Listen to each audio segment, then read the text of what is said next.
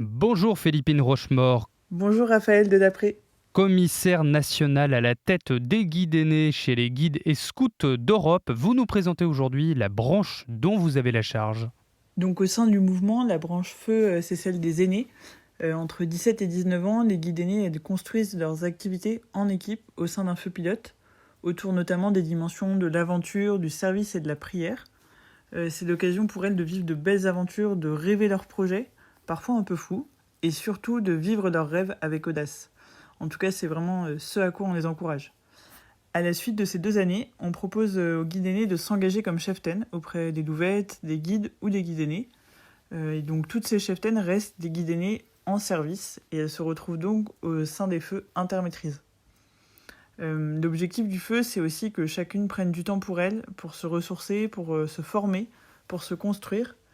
Et la progression guide aîné est notamment un bel outil qui ne se limite pas au cadre scout et qui permet d'avancer à l'échelle de toute sa vie.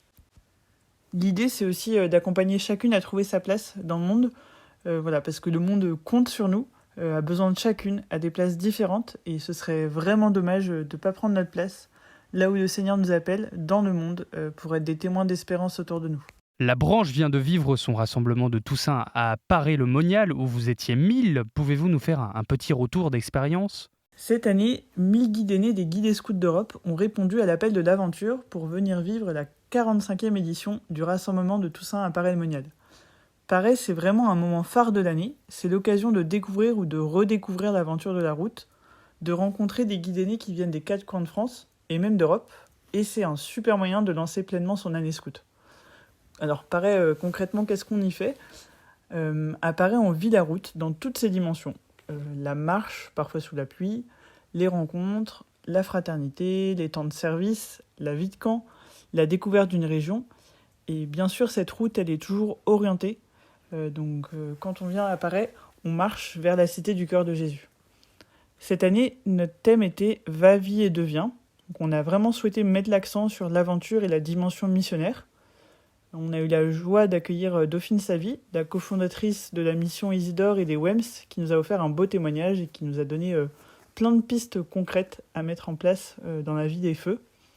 Et on avait lancé un défi à chaque feu, celui d'inviter une personne qui ne connaissait pas ou peu le scoutisme pour lui faire découvrir cette aventure.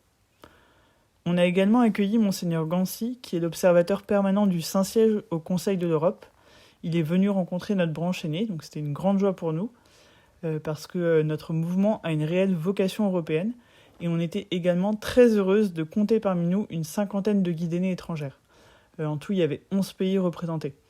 C'est vraiment une belle occasion de construire la fraternité européenne, et c'est toujours super beau de voir que la barrière de la langue n'est pas une frontière pour les cœurs.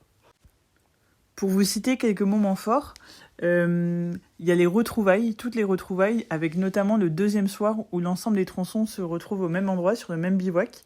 Là, c'est toujours un moment assez joyeux. Je vous laisse imaginer 1000 guides aînés qui se retrouvent sur un même endroit, avec à la clé une grande veillée scout festive.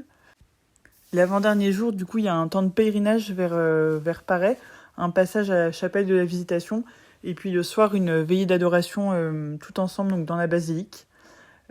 Puis comme temps fort aussi, on a un temps de forum avec des ateliers, des stands, et puis une conférence qui est proposée à tout le monde.